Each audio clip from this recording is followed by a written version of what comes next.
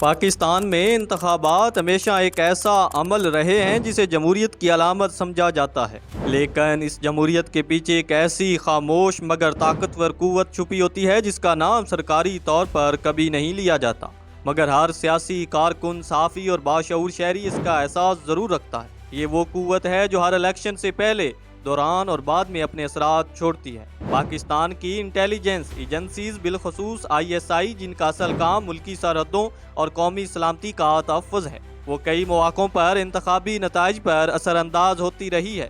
سوال یہ ہے کہ کب، کیسے اور کیوں، اور کیا اس عمل نے ملک کی جمہوریت کو مستحکم کیا یا مزید کمزور؟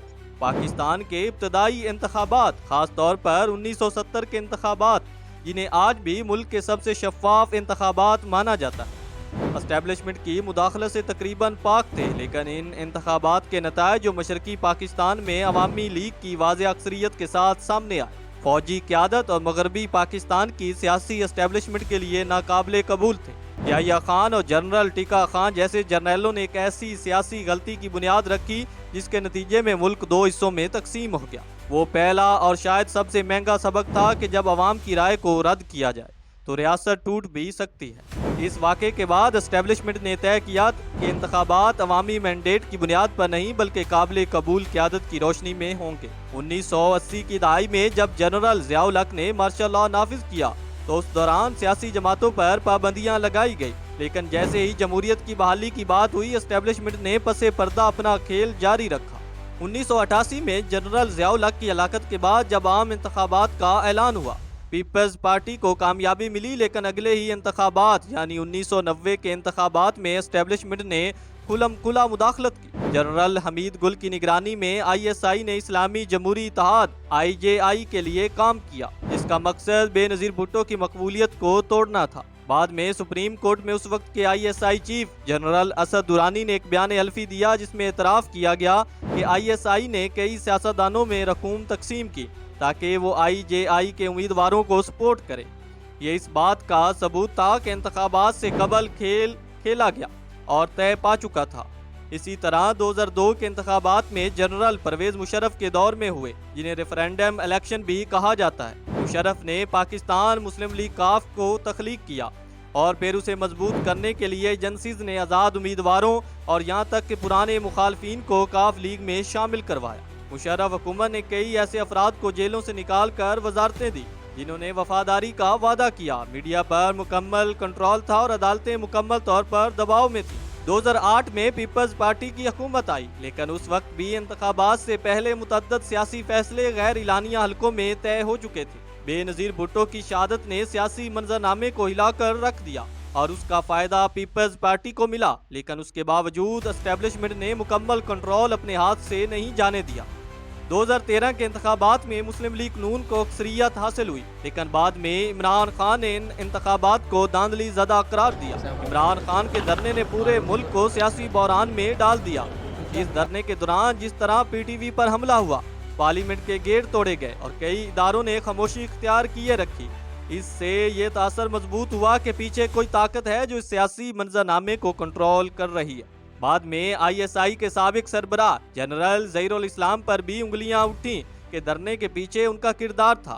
2018 کے انتخابات کی کہانی تو اب زبان زد عام ہے۔ یہ وہ الیکشن تھے جنہیں خود کئی ریٹائرڈ بیوروکریٹس، جج حضرات اور سیاستدان منظم انتخابی دھاندلی قرار دے چکے ہیں۔ انتخابات سے پہلے ایک مخصوص سیاسی بیانیہ پروان چڑھایا گیا، نیب کو متحرک کیا گیا اور مخالفین کو جیلوں میں ڈالا گیا اور الیکٹیبلز کو ایک جماعت میں شامل کروایا گیا۔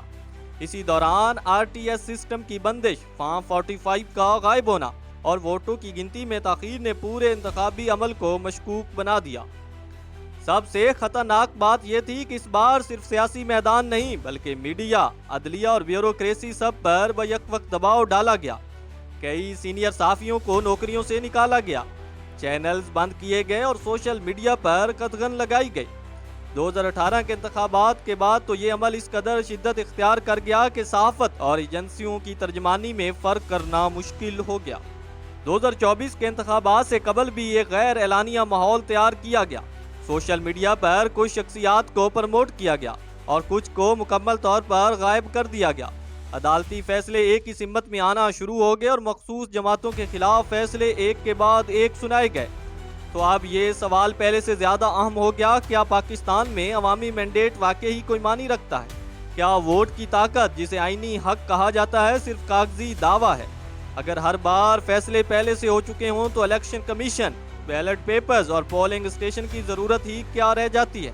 یہ بھی سچ ہے کہ ہر ایجنسی کے اندر ایسے لوگ موجود ہیں جو نظام کو شفاف اور بہتر دیکھنا چاہتے ہیں، لیکن جب اداروں کی اعلیٰ قیادت ہی سیاسی انجینئرنگ میں شامل ہو جائے تو نچلے درجے پر موجود ایماندار افسران کچھ نہیں کر پاتے۔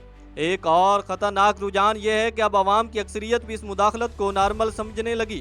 جب دھاندلی معمول بن جائے اور جبری وفاداریاں عام ہو جائیں تو پھر جمہوریت صرف نام کی ہی رہ جاتی ہے۔ اس سب کا حل صرف ادارہ جاتی اصلاحات ہیں۔ سب سے پہلے فوج اور انٹیلیجنس ایجنسیز کو مکمل طور پر غیر سیاسی بنانا ہوگا۔ سیاست میں مداخلت کرنے والوں کا احتساب کرنا ہوگا، چاہے وہ کوئی بھی ہوں۔ الیکشن کمیشن کو مکمل بااختیار، شفاف اور غیر جانبدار بنانا ہوگا۔ میڈیا کو آزاد اور صحافیوں کو تحفظ دینا ہوگا، اور سب سے عام عوام کو اب آنکھیں کھولنی ہوں گی۔ ووٹ دیتے وقت صرف نعروں اور پارٹیوں کو نہ دیکھیں، بلکہ اس نظام کو بھی پرکھیں جس میں یہ انتخابات ہو رہے ہیں۔ اگر ووٹر بیدار ہو جائے تو کوئی بھی ادارہ اس کی مرضی کو تبدیل نہیں کر سکتا۔ آپ کی کیا رائے؟ کیا واقعی پاکستان میں انتخابات آزاد اور منصفانہ ہو سکتے ہیں، یا اسٹیبلشمنٹ کی گرفت ہمیشہ قائم رہے گی؟ اپنی رائے کمنٹس میں ضرور دیں۔ اگر یہ ویڈیو پسند آئی ہو تو لائک اور شیئر کریں، اور مزید معلوماتی ویڈیوز کے لیے ہمارے چینل کو سبسکرائب کریں۔ اگلی بار ایک اور اہم موضوع پر گفتگو کریں گے، تب تک کے لیے اللہ حافظ۔